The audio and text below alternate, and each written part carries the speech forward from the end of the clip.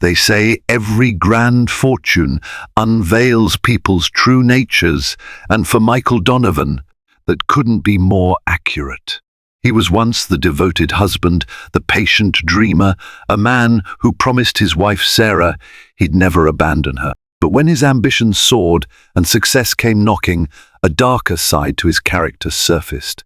Without warning, he parted ways, leaving her with a shattered heart and countless questions.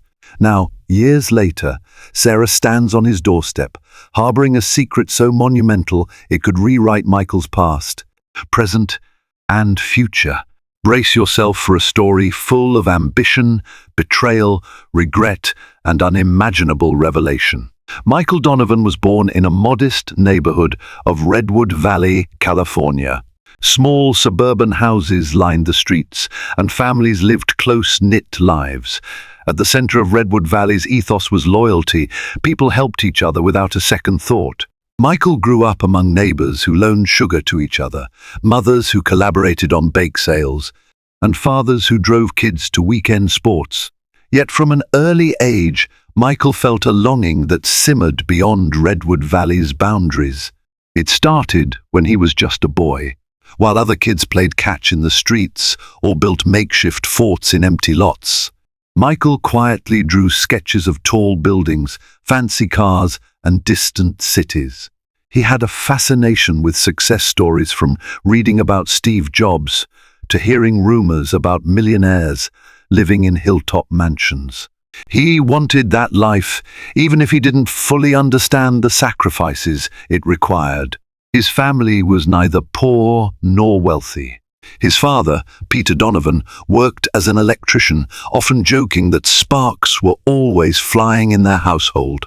His mother, Teresa Donovan, was a school teacher who spent countless hours grading papers at the kitchen table. They instilled in Michael the value of honesty, hard work, and kindness.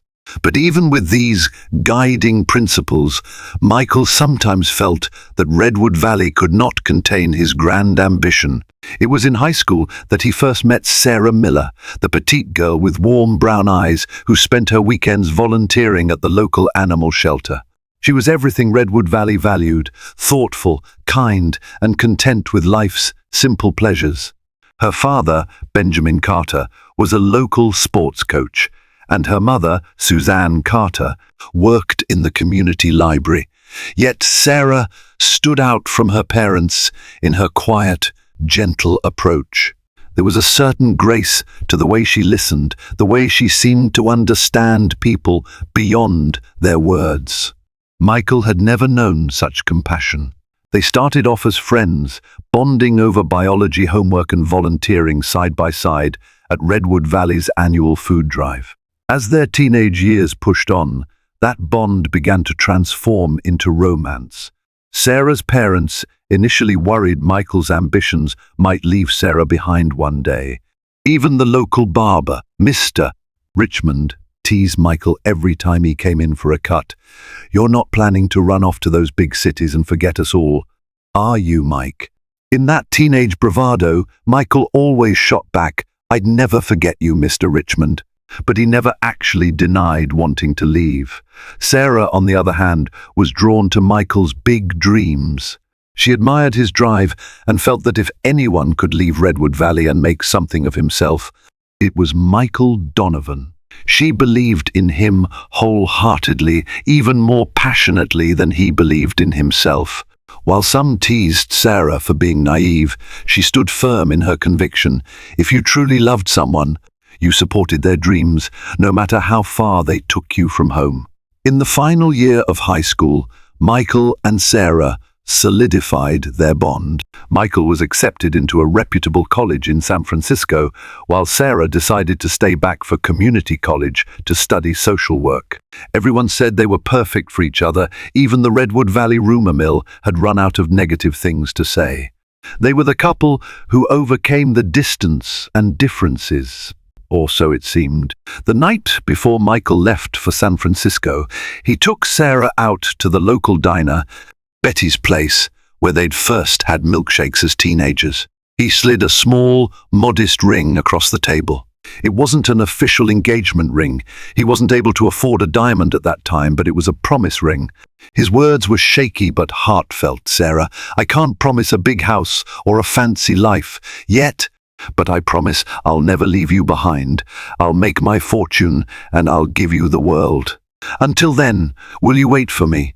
Sarah's eyes welled with tears as she slipped the ring onto her finger. "I'd wait a lifetime for you, Michael Donovan," she whispered, voice thick with emotion. In that moment, Redwood Valley and its modest ways seemed far away. They were just two young souls brimming with hopes for the future. Little did they know that life would soon shape them and test their love in unimaginable ways.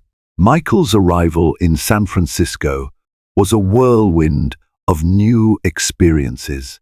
The city sparkled with lofty skyscrapers, bustling traffic, diverse cultures, and endless possibilities. He lived in a cramped dorm room, but the view of the city from his narrow window stirred something deep inside, a sense that anything could happen here. His classmates came from various backgrounds. Some boasted inherited wealth, while others, like Michael, hustled tirelessly, balancing part-time jobs and full-time studies. Michael's scholarships helped, but he still worked weekends at a tech startup's mailroom to support himself. By day, he sat through economics and entrepreneurship lectures. By night, he joined hackathons or networking events, forging valuable connections with the city's budding entrepreneurs. He wanted in on their world of breakneck innovation. He wanted his name spoken among the up-and-coming dreamers with revolutionary ideas. Sarah, meanwhile, stayed in Redwood Valley to study social work at the local community college. The phone calls between them began as nightly rituals, each conversation lasting for hours. They'd talk about everything, from the little details of Sarah's classes to Michael's excitement about some new development in tech. She'd recount anecdotes from Redwood Valley, the new family that moved in, the puppies she helped find homes for at the shelter. He'd share his experiences with brand new friends at co-working spaces and startup conventions. However, as time wore on, Michael became busier with each passing day. The frequency and length of those phone calls dwindled. It wasn't that he loved her any less, he told himself. Rather, he was busy forging a future that would give them both the life he had promised. But this shift felt different to Sarah. She tried to be understanding, reminding herself that his success would help them both in the long run. Yet, she couldn't shake the sense of an ever-widening gulf between them. The Redwood Valley nights seemed colder each time their calls ended prematurely. She'd stare at the phone, waiting for a sign from Michael that he still needed her as much as she needed him. During summer break, Michael returned to Redwood Valley for a few precious weeks. His parents noticed a subtle change in him. He was slightly distant, preoccupied, always tapping away on his laptop or phone. Sarah's father, Benjamin Carter, observed the same at family dinners. Where Michael once engaged in lively conversation, now he politely excused himself to return to his business matters. They didn't want to judge him harshly because they knew he was forging a bright future. Still, it stung to see him slip away, little by little. Sarah tried to rekindle their closeness. She planned quiet date nights at Betty's place. She held Michael's hand under the starry Redwood Valley sky, reminding him of the small-town memories they once cherished.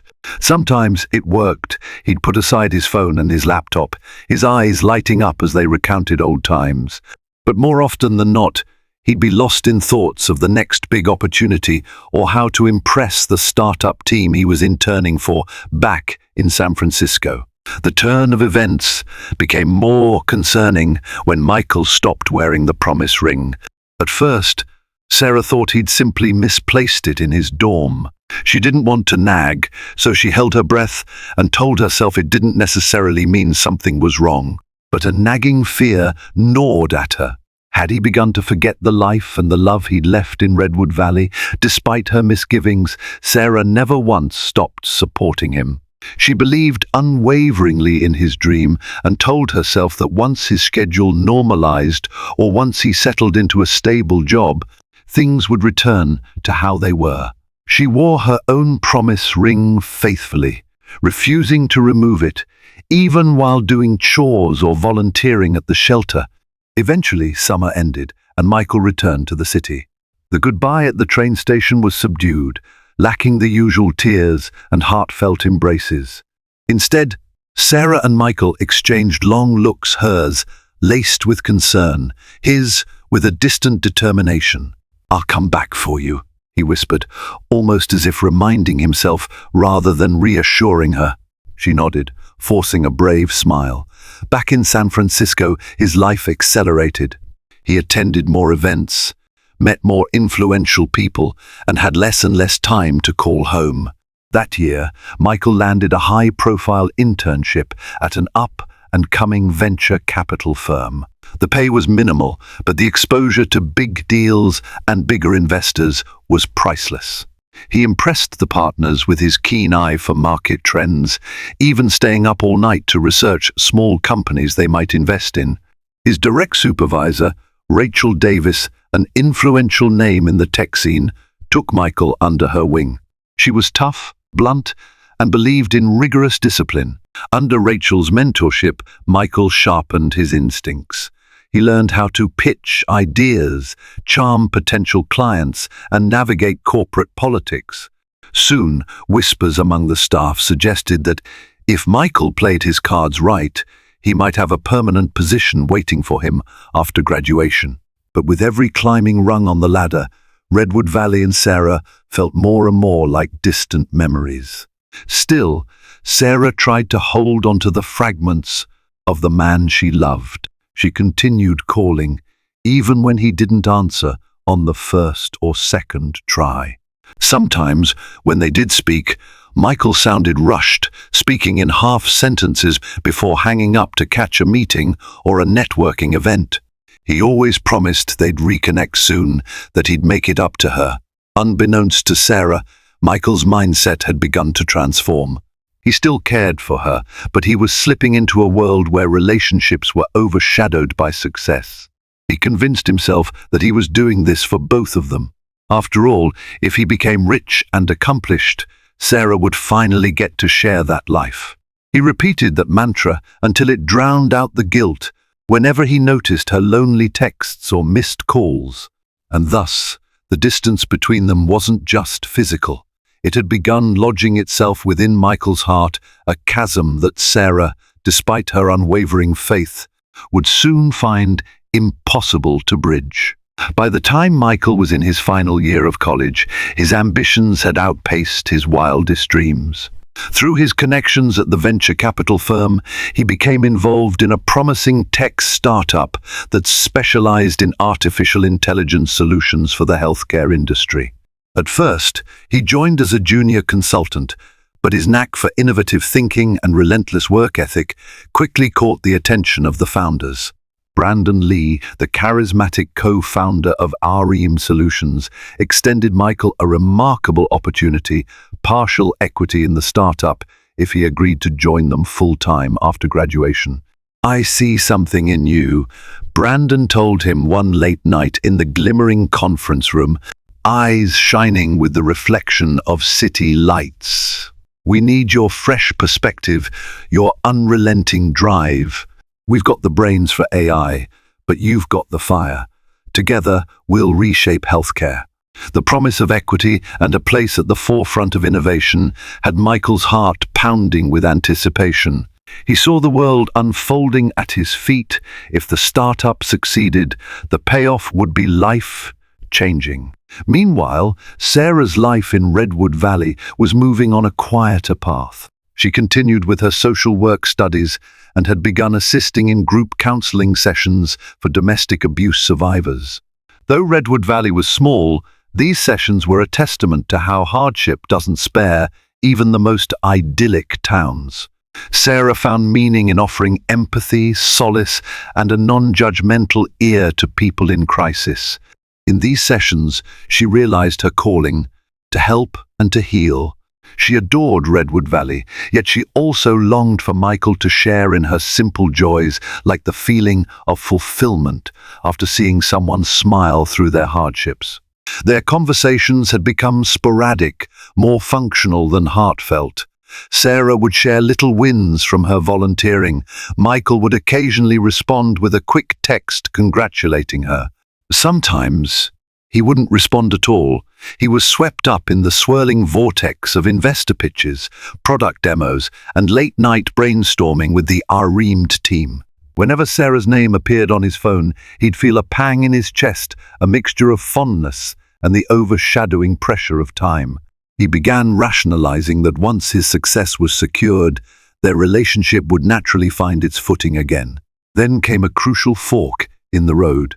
The startup was on the brink of acquiring major funding. In one of their strategy meetings, Brandon Lee spelled it out: "We have the technology. We have the ideas. But to scale up, we need talent and capital. Our investor wants us to relocate to Austin, Texas, where we can tap into state funding and a bigger talent pool." For Michael, this was monumental news. Relocating meant uprooting from San Francisco, the place he had come to love. But it also meant a more favorable tax environment and a critical investment of over $10 million. Michael's mind immediately raced to Sarah. If he moved to Austin, what would become of them? Still, he was convinced that it was necessary to leap for the sake of the dream, for the sake of the life he wanted to build. Late that night, he finally called Sarah, his voice trembling with both excitement and trepidation.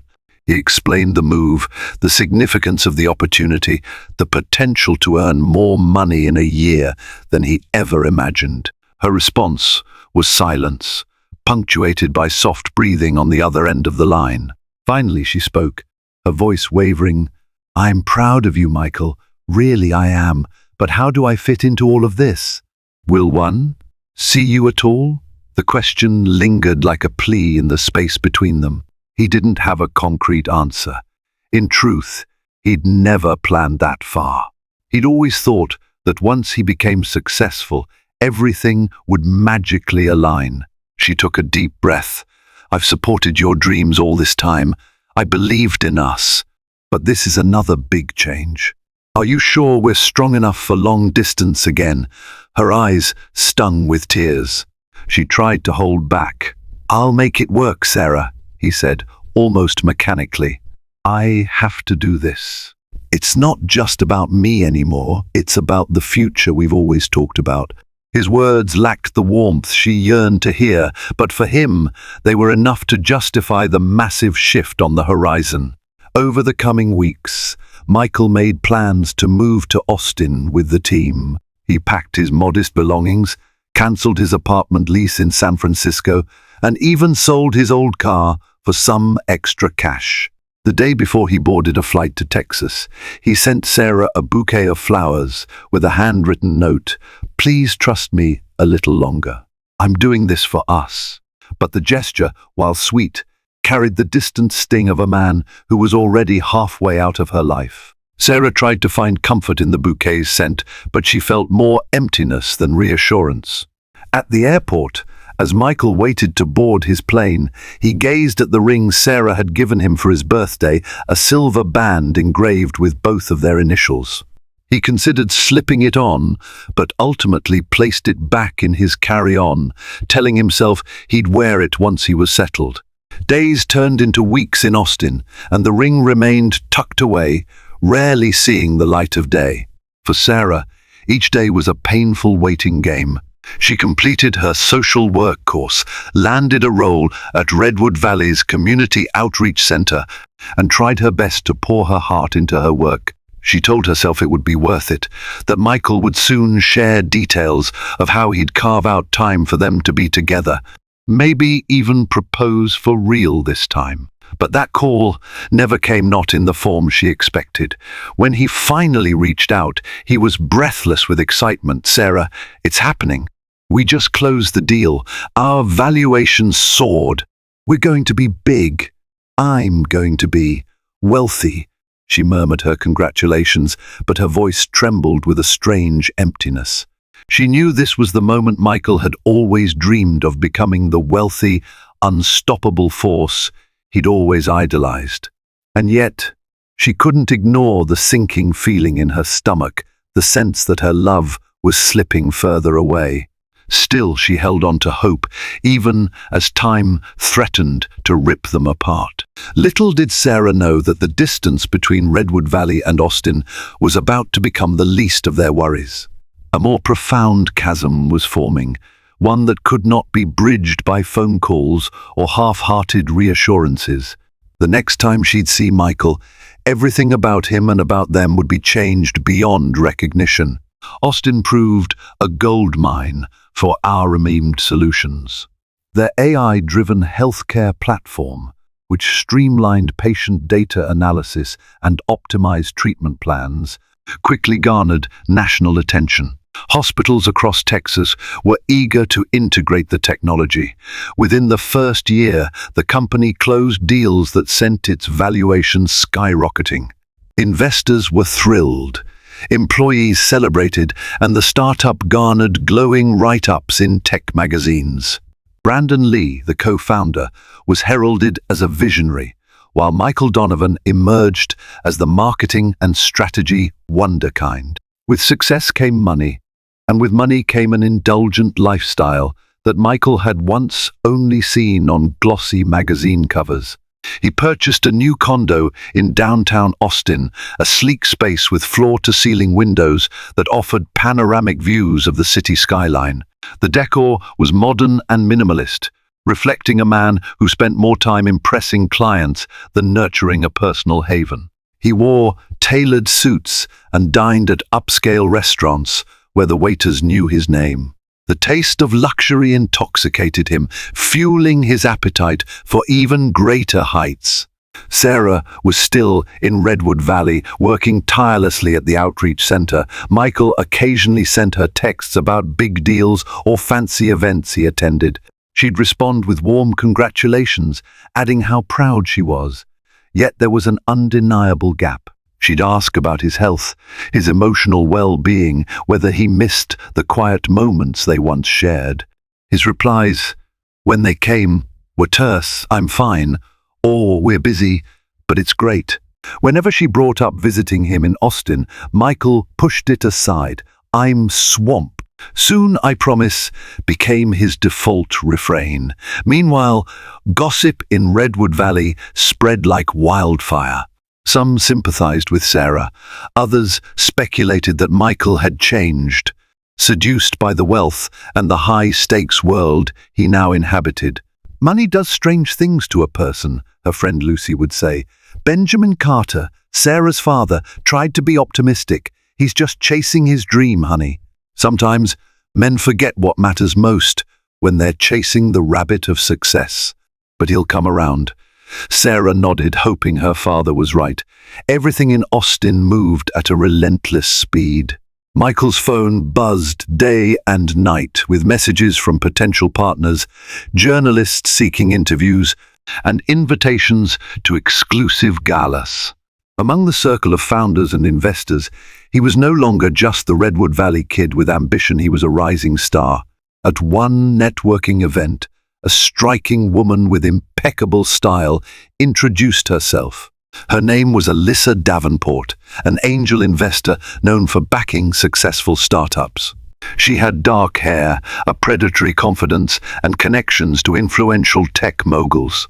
Over champagne, she complimented Michael on his forward-thinking strategies and teased him about teaching her a thing or two about marketing. The night ended with them exchanging numbers for strictly professional reasons.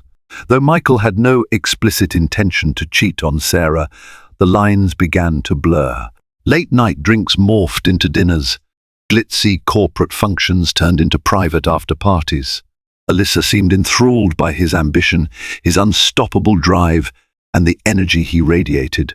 She lavished him with invitations to exclusive gatherings and introduced him to potential backers. Each time, she'd lean in and whisper, "It's good for business," as if to preempt any moral hang-ups.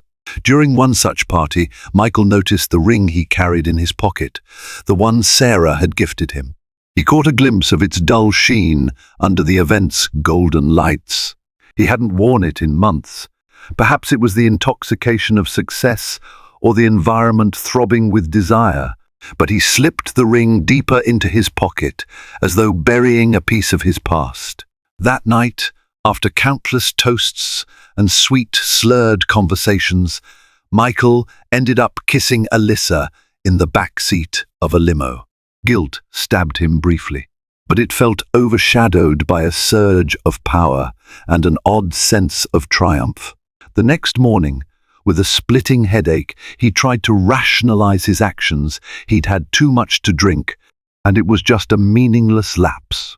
He was chasing success for Sarah, for the future he had promised, wasn't he?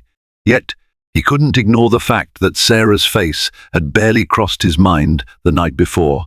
Rather than call her and confess, or even talk it out, he buried the incident under a mountain of business obligations. As time went on, the moral cracks in Michael's life multiplied. He found himself rationalizing dinners with Alyssa, telling himself that it was purely business.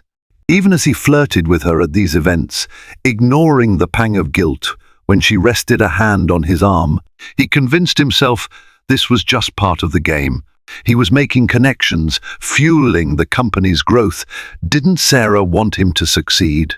However, a bigger test loomed on the horizon. Brandon Lee announced plans to take reamed solutions public. The IPO buzz soared, and Michael's share was poised to be worth millions, perhaps even tens of millions. This was the pinnacle he'd chased for so long. Yet in those quiet moments between the business calls and the fancy dinners, he couldn't shake a hollow feeling. Something was missing. One day, Sarah left a tearful voicemail. "Michael, the first miss you. It's been too long. Can I come visit? Even just for a few days. I want to see your world, want to see you." Her voice cracked with unshed tears. He replayed it a couple of times, each time feeling a knot tighten in his stomach. He finally called back with what he believed was the best compromise. "Sarah, the IPO is in a few weeks. It's crazy here, but once that's done, I'll have the time and money to bring you here in style. I promise." She wanted to protest, to say that she didn't care about the style or the money, that she only wanted him. Yet she swallowed her protests, still clinging to that naive faith that his wealth would ultimately bring them closer. What neither of them fully grasped was that the moment the IPO launched, another line would be irrevocably crossed. The triumph Michael had chased so feverishly would bring consequences he had never anticipated, unraveling his life in ways he never saw coming. And Sarah, in her loyal innocence, would soon face heartbreak that might prove too deep to mend. When reamed solutions finally went public, it was an event drenched in celebratory grandeur. Balloons, confetti, and cameras flashed at the New York Stock Exchange. Brandon Lee was interviewed on national television, praising his team, especially Michael Donovan's strategic leadership. As the stock price soared, Michael's equity, once a simple paper dream, ballooned into a multi-million-dollar fortune almost overnight. Michael celebrated with an extravagant party at Austin's most luxurious rooftop lounge. The place was teeming with people sporting 1,000-watt smiles and designer attire. Guests toasted with expensive champagne while a live band played under an open sky. Michael stood at the center of it all, an icon of accomplishment. A swirl of emotions bombarded him: pride, relief, exhilaration, and an unspoken emptiness. In a moment of victory, he instinctively checked his phone, half expecting to see Sarah's name among the new notifications. Instead, he found a flood of congratulatory messages from business contacts, journalists, and acquaintances he barely knew. Sarah's message simply read, "Proud of you, call me when you can." Slightly buzzed on champagne, he typed a short reply, "Thanks, you're the best." "We'll call soon." But he never did that night. Instead, he found himself engrossed in conversation with Alyssa Davenport. Their mutual attraction had grown sharper, more dangerous. The tension between them had been building for months, and that evening, bathed in the warm glow of success, they no longer hid their flirtation. In fact, they flaunted it. Observers might have thought they were simply two business associates enjoying a triumphant moment. But when Alyssa slipped her hand into Michael's and led him away from the crowd, there was no mistaking their intention. That night, Michael betrayed Sarah in the most explicit way possible.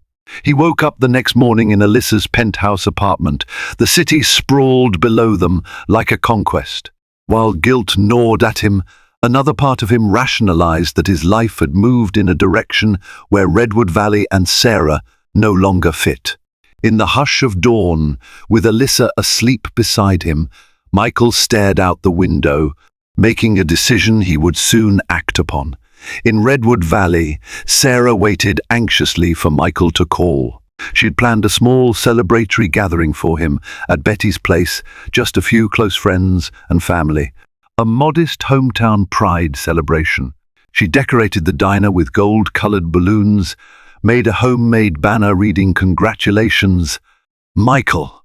She wore the same promise ring he once gave her. However, by the evening, Michael hadn't responded. The mood in Betty's place turned somber, the crowd offering Sarah sympathetic glances. Deep down, she feared the truth she couldn't bring herself to voice. A few days later, Sarah received a text from Michael, the first coming home for a visit. "We need to talk." Her heart leapt, equally dreading and yearning for the conversation they were about to have. She hoped she could salvage something, that once he saw her face, he'd remember the love they'd shared. When Michael arrived in Redwood Valley, it felt strange. The humble town hadn't changed, but he had. Driving a sleek new sports car, wearing a designer watch, he navigated the familiar roads with an uneasy sense of detachment. He parked outside Sarah's childhood home, where she now lived with her parents. Sarah opened the door in a rush, her eyes filling with tears at the sight of him. She had so much to say, but felt momentarily speechless, undone by her own emotions. They sat down at the living room couch, the same couch where they had once cuddled as teenagers. Michael didn't waste time on pleasantries. "Sarah, listen," he began, voice subdued. "We've come a long way, and I'm grateful for everything you've been to me. But I have to be honest." Her hands trembled, the promise ring shining faintly under the room's overhead light. "I know things haven't been the same," she whispered, "but we can fix it, can't we?" He exhaled, shaking his head. "I don't think so. My life in Austin is different now. I'm different." He tried to phrase it gently, though it still stung like a lash. "I've grown apart. It's best we end this before we hurt each other more." Silence descended, thick with heartbreak.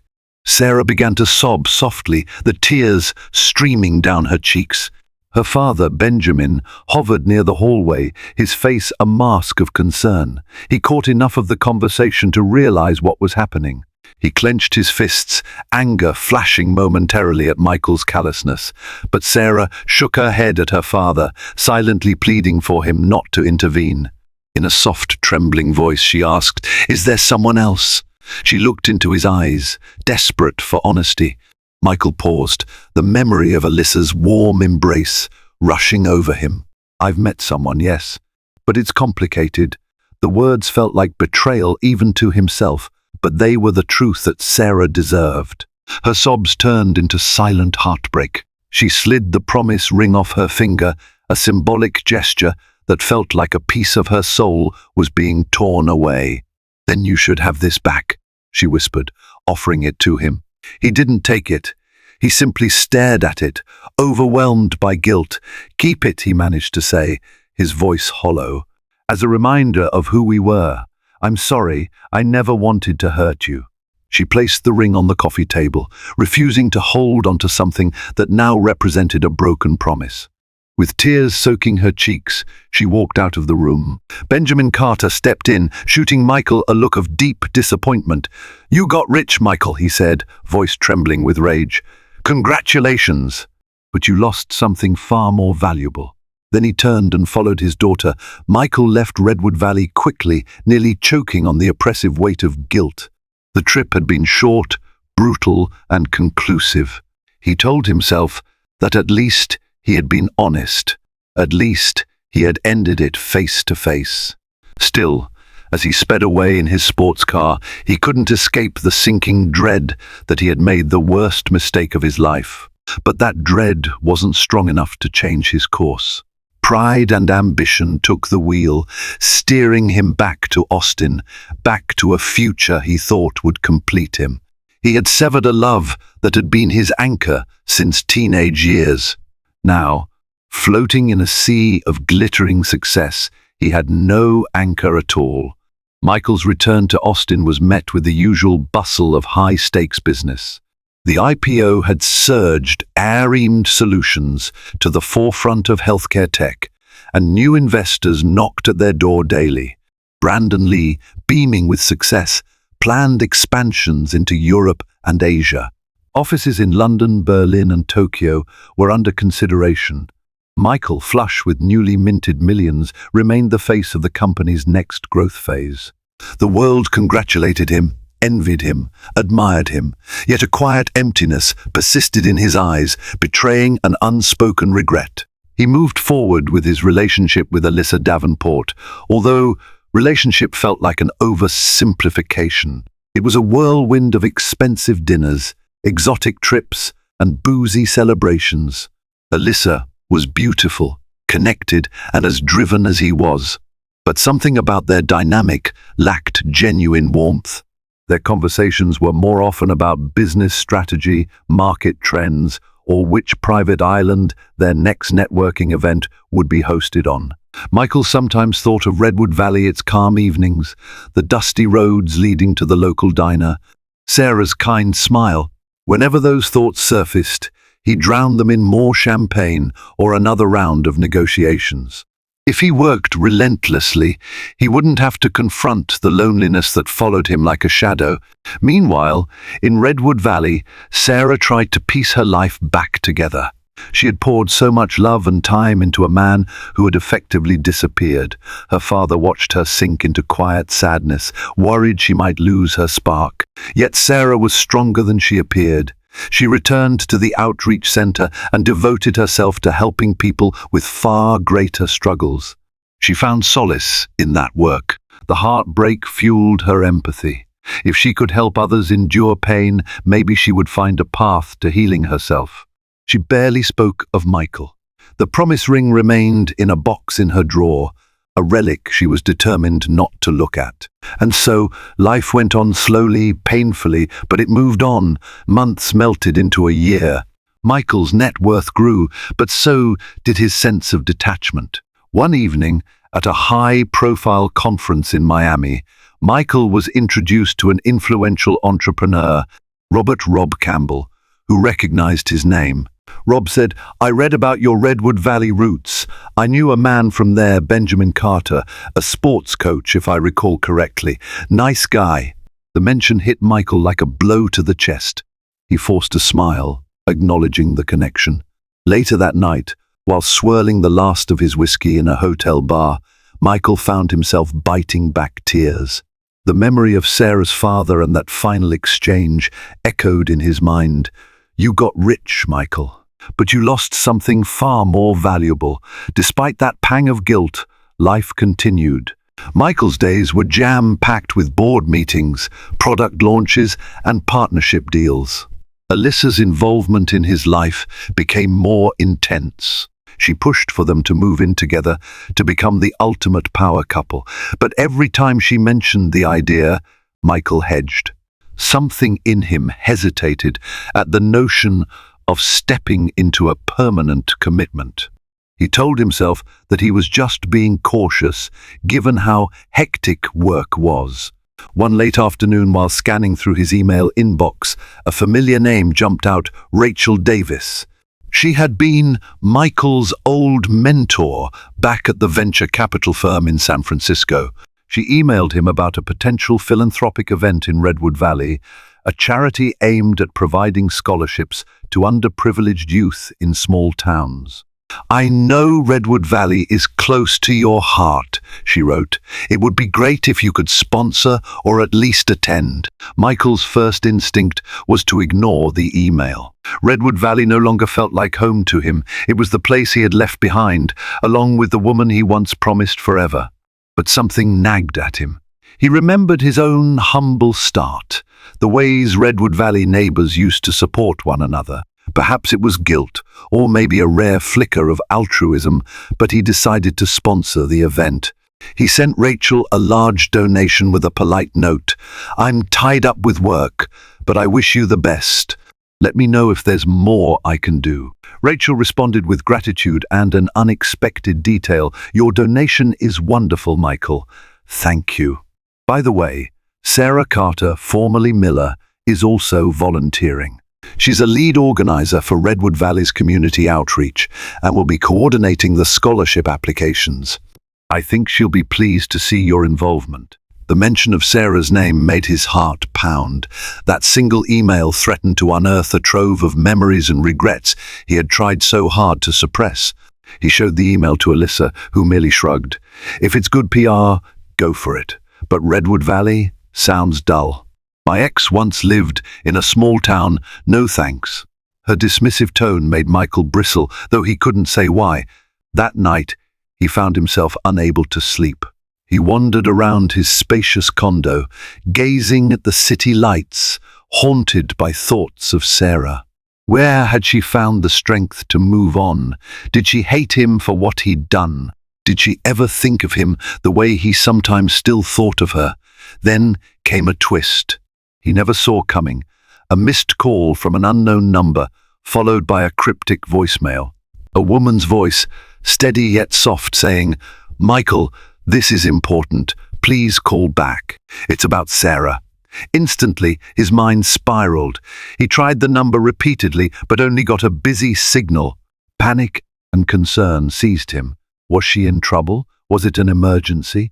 The next day, he found the time to dig through contacts until he finally reached the Redwood Valley Outreach Center. He was connected to a colleague of Sarah's, a woman named Tracy Caldwell. Tracy hesitated on the line before speaking. "Sarah doesn't know I'm calling you. But well, something's happened. It's complicated. She needs help, Michael." The conversation was cut short when Sarah apparently walked into the room. Tracy quickly ended the call. Left with only a vague hint of trouble, Michael's thoughts spiraled. Should he return to Redwood Valley to find out what was wrong? He struggled with the question, torn between the desire to cling to the life he'd built and an unfamiliar sense of responsibility gnawing at him. He resolved to contact Rachel Davis again, hoping she might shed light on the situation. But Rachel didn't have details, either only that Sarah had been going through a tough time lately, related to her health, or something else that no one would speak about openly. Michael's chest tightened. Memories of Sarah's gentle smile and unwavering kindness engulfed him, leaving him reeling with guilt and regret. Life had given him wealth beyond measure, but if Sarah was in crisis, what good was all that money if he did nothing?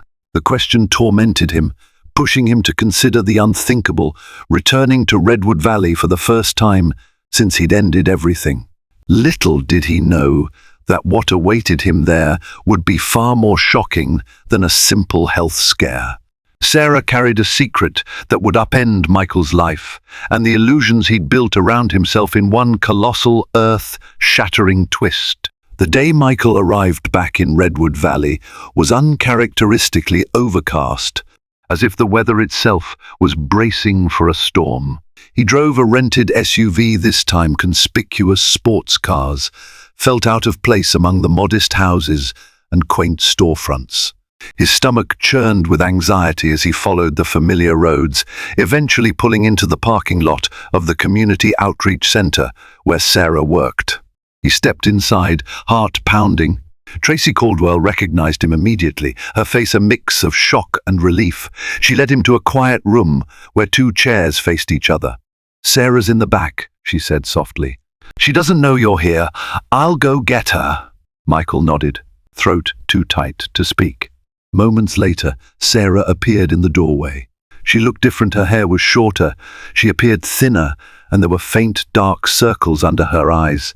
But she still carried that distinct air of compassion, an inner warmth that once drew him in. Upon seeing Michael, her expression flashed from astonishment to something more complicated: pain, longing, perhaps anger. They stood in silence for a beat, neither sure how to greet the other. Finally, Sarah motioned for him to sit. She took the chair opposite him, folding her hands in her lap. "I didn't expect to see you again," she said quietly.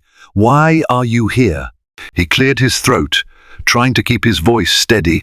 "I got a voicemail from someone at the center. Tracy, I think. She said you needed help, that something was going on."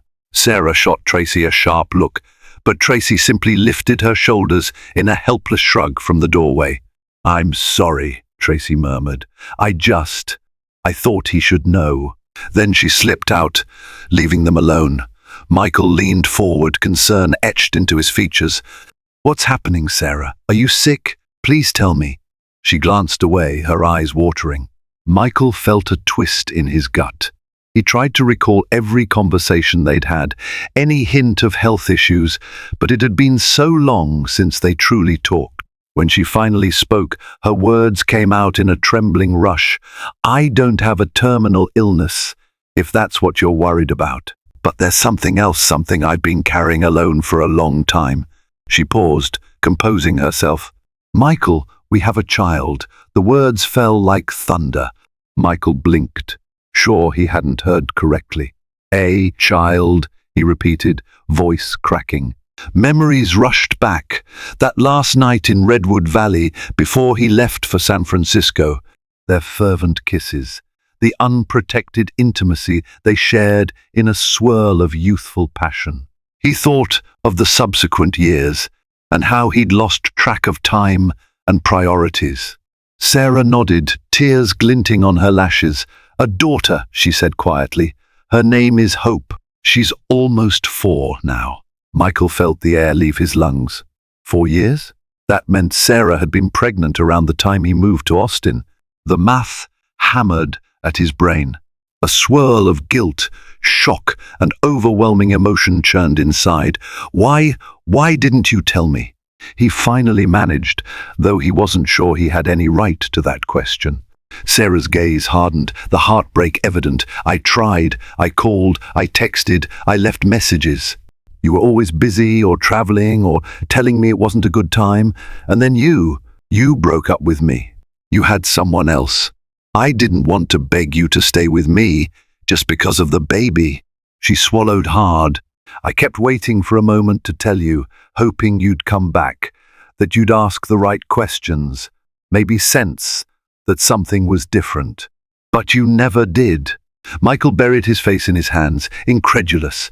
"Oh my God," he whispered. "Sarah won my daughter." The concept, the reality, nearly overwhelmed him. He looked up, eyes shining with tears. "Is she okay? Is she healthy?" Sarah nodded. "She's healthy. She's wonderful. Smart, strong, everything you'd hope a little girl to be. But the reason Tracy called you is because the outreach center is losing its funding. Hope and I have been getting by, but times are tough. I tried to keep my personal life separate from the center's troubles, but Tracy thought you should know. She believed you might step in to help, for Hope's sake, if nothing else." Michael inhaled a shaky breath, trying to steady his swirling mind.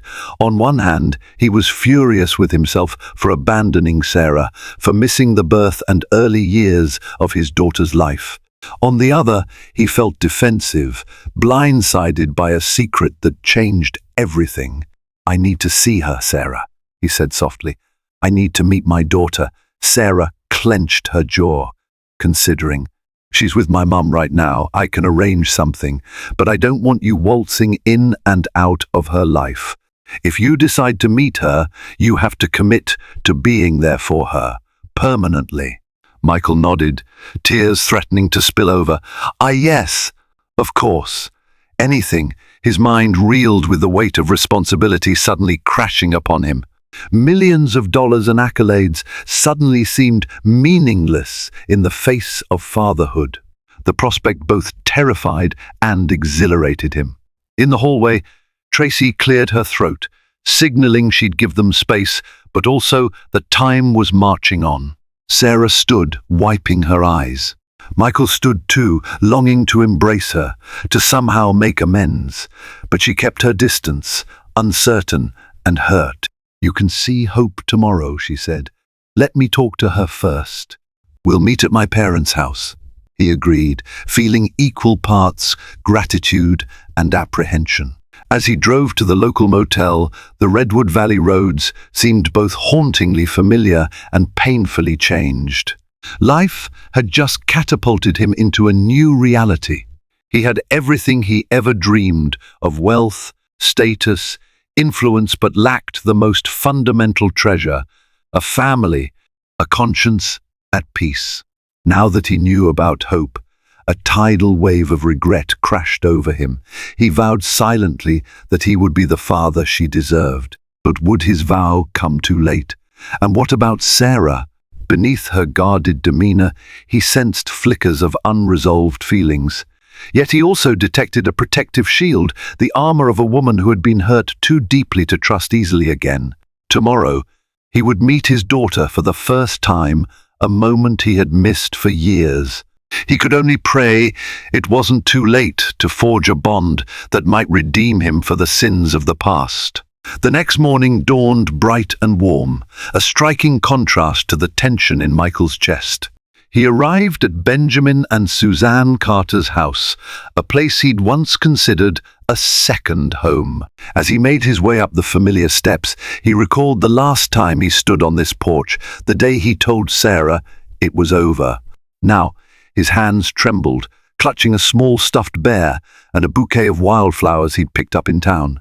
He felt an odd mixture of guilt, excitement, and stark terror. Sarah opened the door, her expression poised yet wary. "She's in the living room with my mum."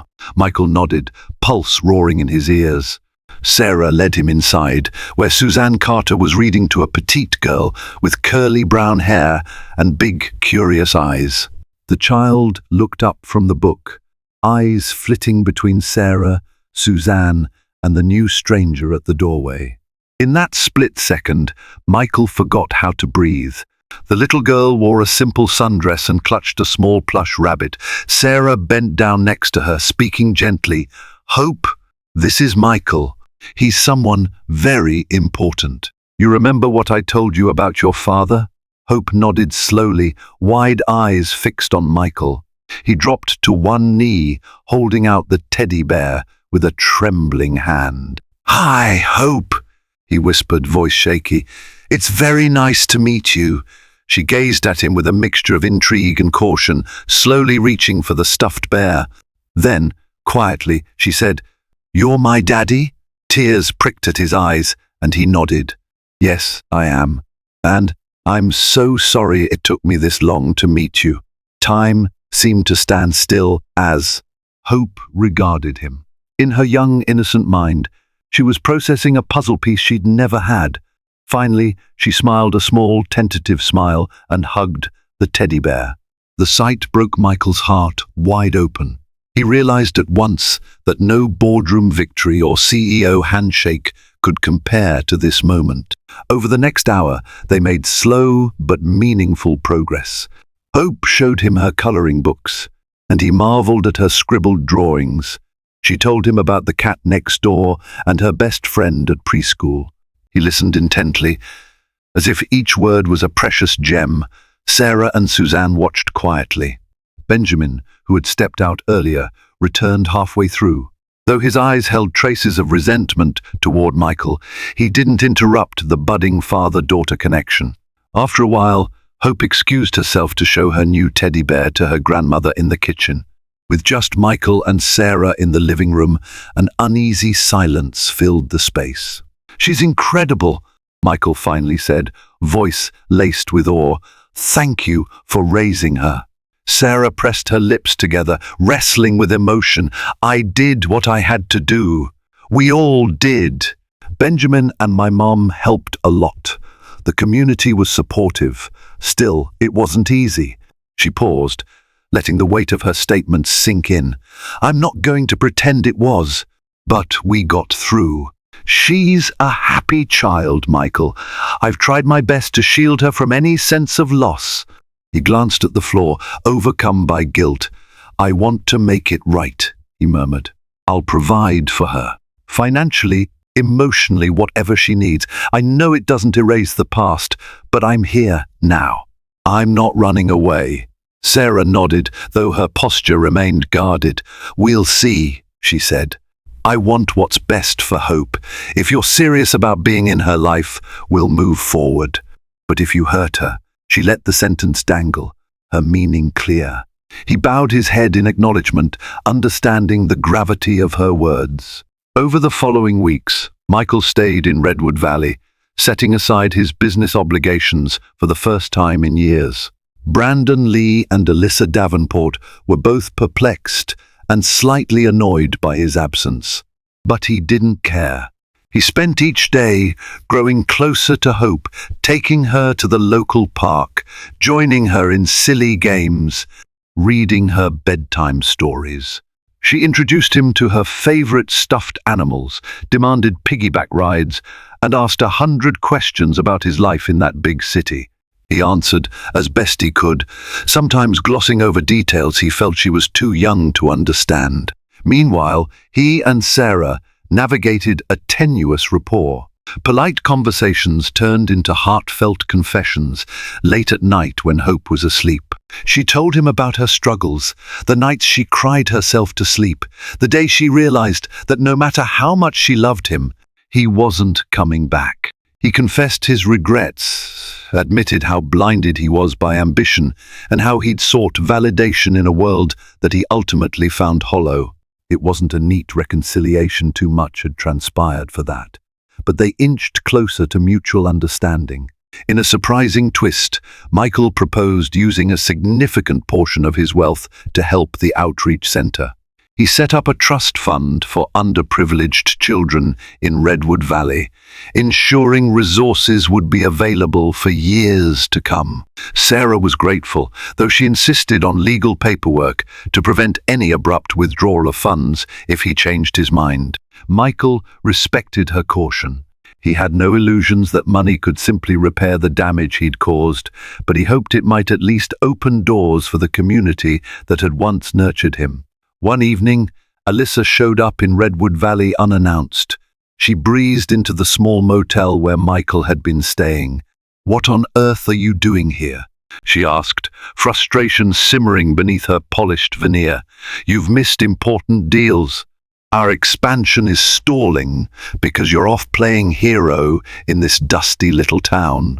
Michael stared at her, a realization crystallizing in his mind. The life he'd built in Austin, the world of constant deals and parties, felt so hollow compared to hearing his daughter's laughter or seeing hope sparkle in Sarah's eyes. For the first time, he saw Alyssa for who she was, a mirror of his old ambitions, a constant hustle without the meaningful heart that Redwood Valley seemed to represent. "I'm staying," he stated quietly. "At least for now. I have responsibilities here, Alyssa." "I'm a father," she scoffed, glancing around the motel's humble surroundings with distaste. "We can talk about fatherhood from Austin. You don't have to live in this place to write checks." But Michael shook his head, forging a steel determination in his voice. "I owe my daughter more than a check. I missed years of her life already. I'm not missing another day." Alyssa left the next morning, furious and disillusioned. Her departure felt like a door slamming shut on Michael's old life. Yet for once, he felt not regret, but clarity. He had chosen to stay where real love and purpose could flourish despite the heartbreak and mistakes of the past.